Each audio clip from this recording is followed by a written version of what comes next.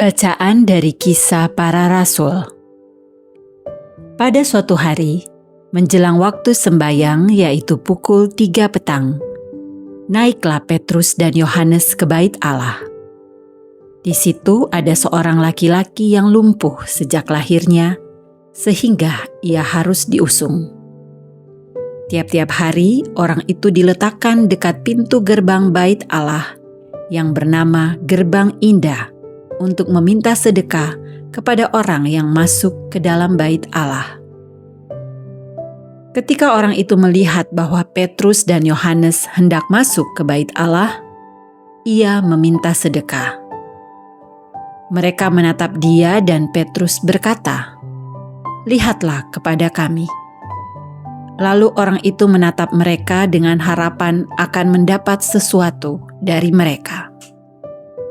Tetapi Petrus berkata, "Emas dan perak tidak ada padaku, tetapi apa yang kupunyai, kuberikan kepadamu.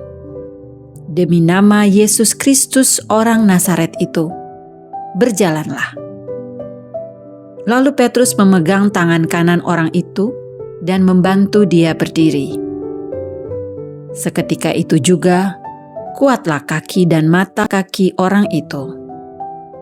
Ia melonjak berdiri, lalu berjalan kian kemari dan mengikuti Petrus dan Yohanes ke dalam bait Allah.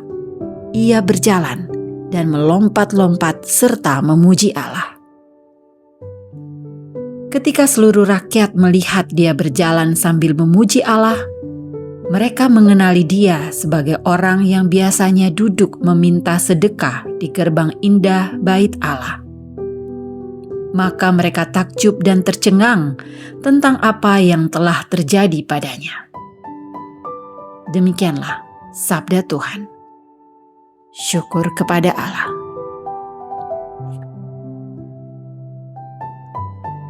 Biarlah bersuka hati orang-orang yang mencari Tuhan. Biarlah bersuka hati orang-orang yang mencari Tuhan. Bersyukurlah kepada Tuhan, serukanlah namanya, maklumkanlah perbuatannya di antara bangsa-bangsa.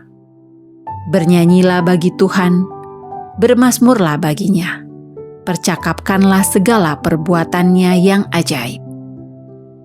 Biarlah bersuka hati orang-orang yang mencari Tuhan. Bermegahlah dalam namanya yang kudus. Biarlah bersuka hati orang-orang yang mencari Tuhan. Carilah Tuhan dan kekuatannya, carilah selalu wajahnya. Biarlah bersuka hati orang-orang yang mencari Tuhan. Hai anak cucu Abraham hambanya, hai anak-anak Yakub pilihannya. Dialah Tuhan Allah kita, ketetapannya berlaku di seluruh bumi. Biarlah bersuka hati orang-orang yang mencari Tuhan. Selama-lamanya ia ingat akan perjanjiannya, akan firman yang diperintahkannya kepada 1000 angkatan, akan perjanjian yang diikatnya dengan Abraham, dan akan sumpahnya kepada Ishak.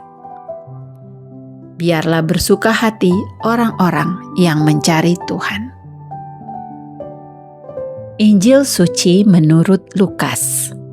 Dimuliakanlah Tuhan. Pada hari Sabat sesudah Yesus dimakamkan, 2 orang dari murid-murid Yesus pergi ke sebuah kampung bernama Emmaus yang terletak kira-kira 7 mil jauhnya dari Yerusalem. Dan mereka bercakap-cakap tentang segala sesuatu yang telah terjadi. Ketika mereka sedang bercakap-cakap dan bertukar pikiran, datanglah Yesus sendiri mendekati mereka, lalu berjalan bersama-sama dengan mereka.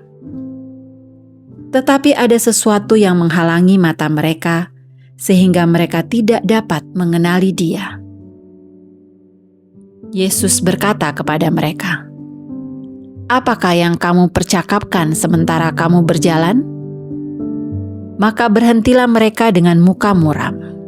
Seorang dari mereka, namanya Kleopas, menjawabnya, Adakah engkau satu-satunya orang asing Yerusalem yang tidak tahu apa yang terjadi di situ pada hari-hari belakangan ini?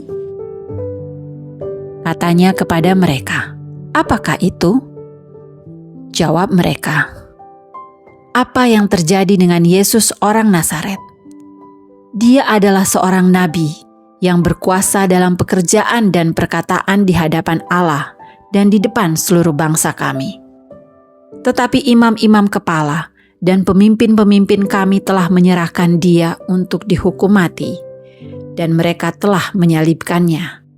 Padahal kami dahulu mengharapkan bahwa dialah yang datang untuk membebaskan bangsa Israel. Tetapi sementara itu telah lewat 3 hari sejak semuanya itu terjadi. Dan beberapa perempuan dari kalangan kami telah mengujudkan kami. Pagi-pagi buta mereka telah pergi ke kubur dan tidak menemukan mayatnya. Lalu mereka datang dengan berita bahwa telah kelihatan kepada mereka malaikat-malaikat yang mengatakan bahwa Yesus hidup. Dan beberapa teman kami telah pergi ke kubur itu dan mendapati bahwa memang benar yang dikatakan perempuan-perempuan itu. Tetapi Yesus sendiri tidak mereka lihat. Lalu ia berkata kepada mereka, "Hai kamu orang bodoh, betapa lambannya hatimu, sehingga kamu tidak percaya akan segala sesuatu yang telah dikatakan para nabi.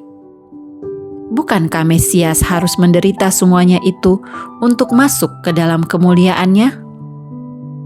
Lalu ia menjelaskan kepada mereka apa yang tertulis tentang dia dalam seluruh kitab suci, mulai dari kitab-kitab Musa dan segala kitab nabi-nabi.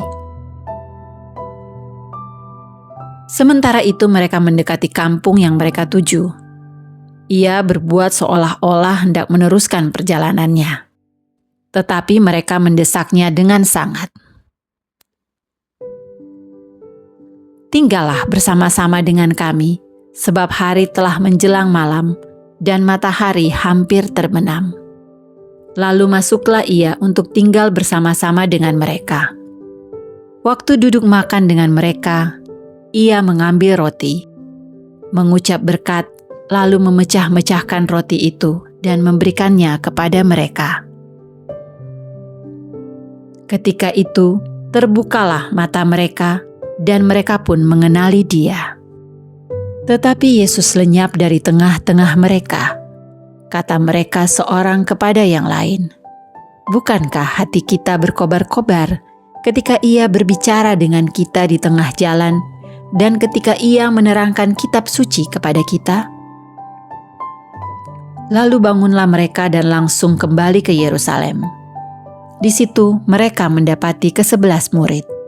Mereka sedang berkumpul bersama teman-teman mereka. Kata mereka kepada kedua murid itu, "Sungguh, Tuhan telah bangkit dan telah menampakkan diri kepada Simon."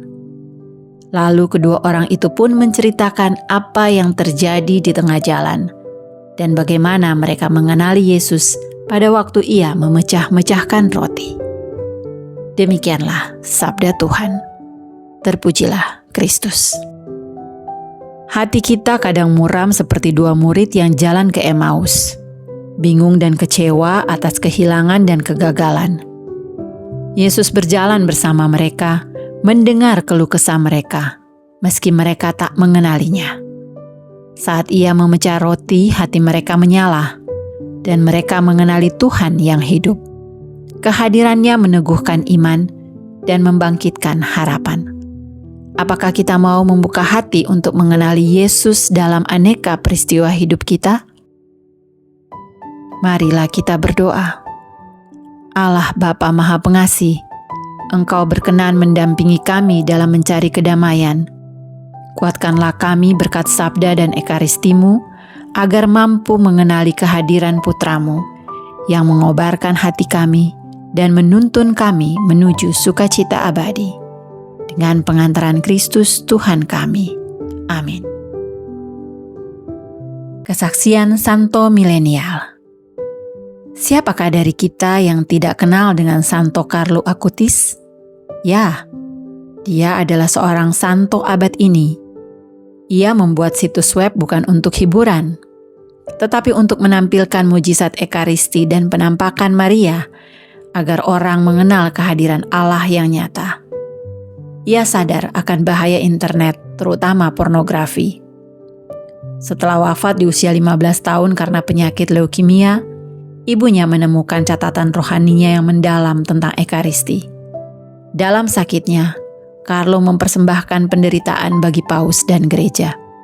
Hidupnya mengubah, ibunya menjadi taat akan ajaran Katolik. Carlo percaya kekudusan hadir melalui hal konkret, Ekaristi dan kasih nyata kepada sesama, karena tubuh Kristus tetap hadir di dunia.